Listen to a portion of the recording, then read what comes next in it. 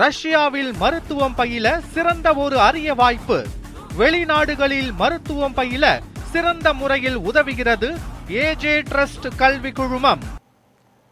அண்ணா பல்கலைக்கழகத்தில் தொகுப்பூதிய அடிப்படையில் பணிபுரிந்த தங்களுக்கு ஊதியம் வழங்க வேண்டும் உள்ளிட்ட கோரிக்கைகளை வலியுறுத்தி 300க்கும் மேற்பட்ட பேராசிரியர்கள் சென்னை எழும்பூர் ராஜரத்தினம் மைதானம் அருகே கவன ஈர்ப்பு போராட்டத்தில் ஈடுபட்டு உள்ளனர்.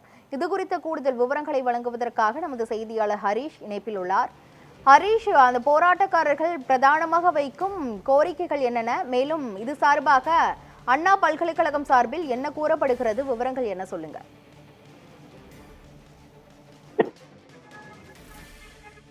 நிச்சயமாக கிருஷ்ணவேணி, சென்னை எழும்பூரில் உள்ள ராஜரத்னம் மைதானம் அருகே அண்ணா பல்கலைக்கழகத்தின் தொகுப்பூதியத்தில் அடிப்படையில் அந்த பணிபுரிந்த 328 பேராசிரியர்களுக்கு மீண்டும் பணி வழங்க கோரியும் போராட்டத்தில் ஈடுபட்டு வருகிறார்கள். ஊதியம் வழங்கும் கோரியும் தமிழக அரசை கவனத்தை ஈர்க்கும் வழியில் தான் இந்த கவன ஈர்ப்பு போராட்டமானது நடைபெற்று வருகிறது. குறிப்பாக இந்த போராட்டத்தை பொறுத்தவரைக்கும் 300க்கும் மேற்பட்ட ஆசிரியர்கள் போராட்டத்தில் ஈடுபட்டு வருவார்கள். அதிலும் அண்ணா பல்கலைக்கழகத்தின் தொகுப்பூதியத்தின் அடிப்படையில் அந்த கடந்த 12 ஆண்டுகளுக்கு மேலாக பணிபுரிந்து வந்த 322 ஆசிரியர்களுக்கு மீண்டும் பணி வழங்க வேண்டும் என்று நீதிமன்றம் உத்தரவிட்ட நிலையில் அதனை செயல்படுத்தாமல் தற்காலிக அடிப்படையில் அண்ணா பல்கலைக்கழகத்தின் பதிவாளர் குமரேசன் 152 பேராசிரியர்களுக்கு பணி நியமனமாக இதற்கு எதிராக தான் இந்த போராட்டத்தில் ஆசிரியர்கள் கையில் எடுத்திருக்கிறார். குறிப்பாக இந்த போராட்டத்தில் நியமனமான தமிழக அரசை கவனம் ஈர்க்கும்படியாக ஆசிரியர்கள் சிலர் அவர்கள் கண்களை கருப்பு வண்ணத்தில் இருக்கக்கூடிய ஆடையை கண்களில் கட்டியும் கவன ஈர்ப்பு போராட்டமானது நடைபெற்றிருக்கிறது. மேலும் அந்த ஆணையை ரத்து செய்ய கோரியும் எங்களுக்கு அந்த மீண்டும் பணியை வழங்க வேண்டும் கோரி அவர்கள் இந்த கோரிக்கையை வைத்து நூதன வகையாக சென்னை எழும்பூரில் இருக்கக்கூடிய ராஜரத்னம் மைதானம் அருகே இந்த போராட்டத்தில் ஈடுபட்டு வருகிறார்கள். இதில் குறிப்பாக 300க்கும் மேற்பட்ட ஆசிரியர்கள் போராட்டத்தில் ஈடுபட்டு வருவதால் எந்த ஒரு சாலையில் போக்குவரத்து நெரிசல் ஏற்படக்கூடாது என முன்னெச்சரிக்கையாக காவல்துறை தரப்பிலிருந்து 100க்கும் மேற்பட்ட காவல்துறை இந்த பகுதியில் குவிக்கப்பட்டு குறிப்பாக பேரிகார்டு மற்றும் கயிறுகளை பயன்படுத்தி நடுசாலையில் அவர்கள் அமர வரக்கூடாது என அதை கருவில் கொண்டுதான் இந்த திட்டத்தை அவர்கள் முன்னெடுத்திருக்கிறார்கள். கிருஷ்ணவேணி, முழுமையான விவரங்களுக்கு நன்றி ஹரீஷ். அண்ணா பல்கலைக்கழகத்தை மீட்டெடு, அண்ணா பல்கலைக்கழகத்தை மீட்டெடு, சக்தி குமரேசன் மீட்டெடு, சக்தி குமரேசன் மீட்டெடு, கல்வியை காப்போம், கல்வியை காப்போம். நாங்கள் மொத்தம் 16 பல்கலைக்கழகம் அண்ணா பல்கலைக்கழகத்தில் இருக்கிற 16 உறுப்பு கல்லூரிகளில் நாங்கள் எல்லாருமே கடந்த 10லேருந்து குறைஞ்சது 10லேருந்து 18 வருடங்களாக வேலை பார்த்துட்டு இருக்கோம் சார்.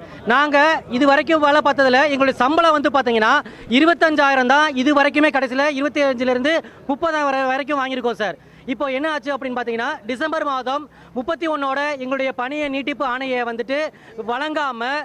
வழங்காம கடந்த 5லேருந்து 5 மாதங்களாக நாங்கள் போராட்டத்தில் ஈடுபட்டு இருக்கோம் சார்.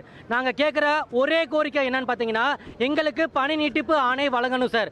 அதை மட்டும்தான் நாங்கள் முதல்வருடைய கவனத்திற்கு கொண்டு போகிறதுக்காக எங்கள் அண்ணன் முதல்வருக்காக ஒரு கவன ஈர்ப்பு போராட்டம் தான் சார் இதை நாங்கள் பண்ணிட்டு இருக்கோம் சார்.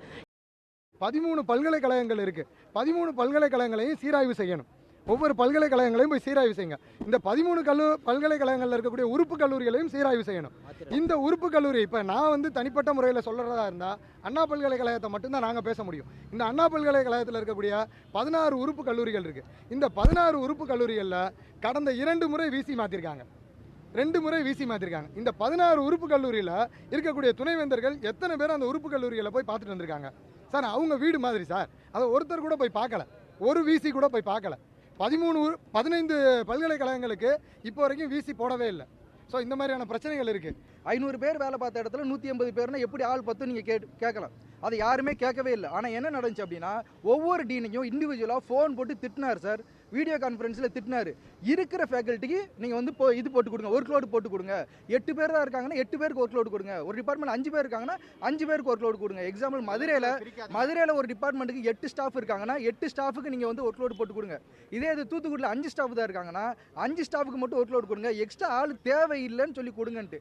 அதே மீறி ஒரு சில டிபார்ட்மெண்ட் ஹச்ஓடிஸ் என்னால் கிளாஸ் நடத்த முடியாதுன்னு சொல்லியும் அவங்கள மெமோ கொடுத்துருவோன்னு மிரட்டி அவங்ககிட்ட இருந்து மெமோ கொடுத்துருவோம் மிரட்டி தான் சார் அவங்ககிட்ட ஒர்க் லோடு வாங்கினாங்க. அதை கொண்டு போய் கோர்ட்டில் சப்மிட் பண்ணுறாங்க. ஒர்க் லோடு இல்லை, புதுசாக ஆளை நான் வந்து சேர்த்துட்டேன். என்னன்னா ஒரு 40 பேர் கேஸ் போட்டிருப்பாங்க சார்.